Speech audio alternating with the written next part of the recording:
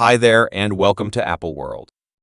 You all, a few insane records recently spilled from the continuous government argument against Diddy, and it seems as though we at long last have affirmation that not exclusively was Rihanna purportedly Jay-Z's casualty, yet he moreover offered her to his BFF Diddy as well as others in the business. The roads have been expressing this briefly now that Jay-Z isn't precisely guiltless since he and Diddy depended on some genuine insane stuff, hush, and it seems as those tricks are at last becoming known. You all appears as though we at last know why Rihanna won't ever need to get in the studio again. As per these archives, she was purportedly turned each way, however free. You all need to get in on this, cuzzy. This tea is totally insane.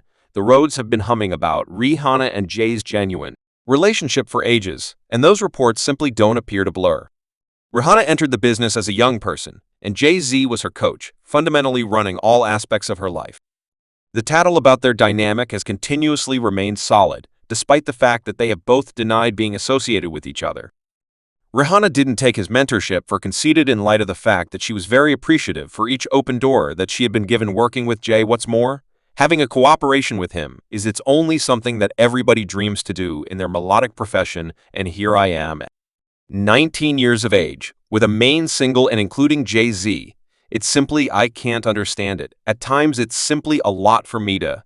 It's mind-boggling now and again. Then the tea begun spilling that Jay-Z and Rihanna could have subtly had something going on despite the fact that he was hitched to Beyonce. At first, individuals weren't exactly stumbling since you realize counterfeit tales are flying around the business constantly. Yet, rather than disappearing, these murmurs just got stronger before we know it. Her marketing specialist, Jonathan Hay, moved forward and assumed the fault, saying he began the entire thing just to pursue some clout and get exposure for Rihanna. He said the PR stunt that I did was out of franticness to assist break. With contemplating the replay he composed, it was so crazy, and I didn't think it planned to work. I was simply tossing spaghetti at the wall to see what might stick.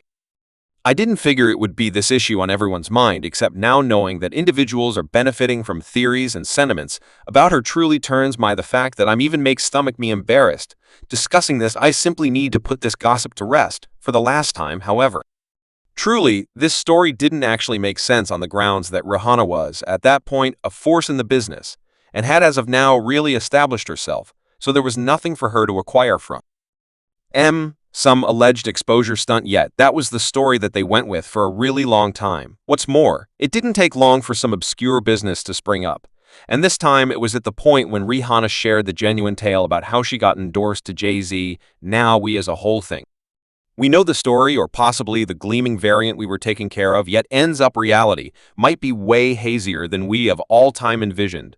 So you all know that Rihanna is a Barbados BD, right? Well, by some coincidence, she grabbed the attention of a music executive while he was an extended getaway, and blast, she got flued out to the US to perform for L3aked and Jay-Z alone. As a youngster, this ought to have been a significant warning, however, no one truly addressed it. She was, as it were, 16, so legitimately seem parent or watchman ought to have been with her. However, no. She was all alone, and it got more bizarre. Sister kept holding up in the workplace until 3:00 a.m. Since Jay-Z was obviously under severe orders to sign her come what may. Presently, I have close to zero familiarity with you, all yet keeping the 16-year-old in the workplace until 3:00 a.m. is past warning and problematic. To make it significantly more wild, in a meeting, Rihanna said that Jay-Z kidded about tossing her through the window of his 27th-floor office on the off chance that she didn't sign. So anxious, I was shaking in a real sense. Be that as it may, the second I watched into the workplace, the climate was so warm and inviting you needed to sing a cappella for him. Yes, I needed to sing. I sang Pundry Pull. I sang one more polling form from the collection last time, so. Then what did he tell you? He expressed something to you? Goodness. Yes, he said we try not to sing melodies here. We sang specialists. What's more, there was this little delay and I was anxious, however, at that point, he said, and we're intrigued, and there's this unexpected feel of alleviation. Then he said, about a window, what's more, an entryway or something. Gracious. Then he said you did a ton of schoolwork on you, this woman. He said, there are two methods for leaving here by the same token. Through the entryway with the arrangement sign, or through this window, and we're on the 29th floor. So you resembled, where's the pen, where's the paper? I'm marking better, believe it. And I'm certain working with Jay-Z you've met life partner. That is correct. Threatening a 16-year-old. At 3 a.m., definitely. It's most certainly a terrible look, regardless of how you tried to turn it, and compelling her into marking an agreement with these dangers that is far more detestable. And on top of that, there's still some disarray about whether Jay-Z even had the lawful right to cause her memorable sign. Rihanna was 16 at that point, and at that age, you ordinarily can't sign lawful agreements without a parent essentially present.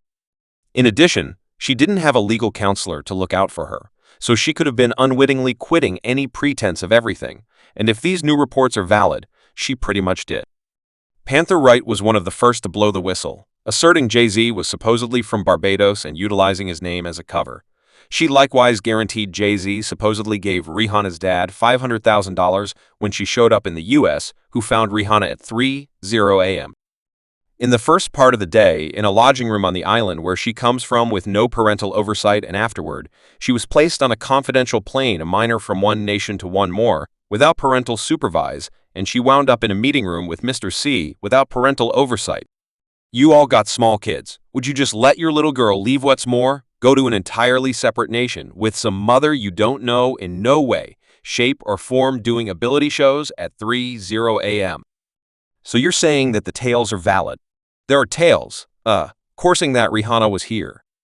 Are you saying that sounds that way because her daddy didn't appear till 24 hours after the fact to get a portion of a $1 million check for his girl's ass? Perhaps we ought to look more into that collection. That collection cover was upsetting a young lady of the hour with a crown over her head and SM on her face. What is going on is past insane yet.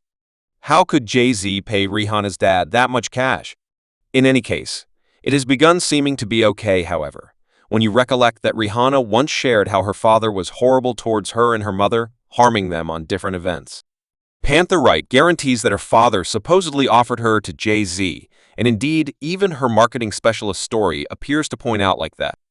However, before we get into what the marketing expert said, how about we talk about one more case from Puma Wright? She additionally affirmed that Jay-Z would compel Rihanna to play out specific blessings for industry-minuted occasions. Panther even recommended that this could have been the reason that Chris Brown blew up on Rihanna back in 2009, and Rihanna ain't blameless cuz she was in there giving that in the Coke storage room. When Chris Brown came and he said sucking something, then he said, "I'm finished with you."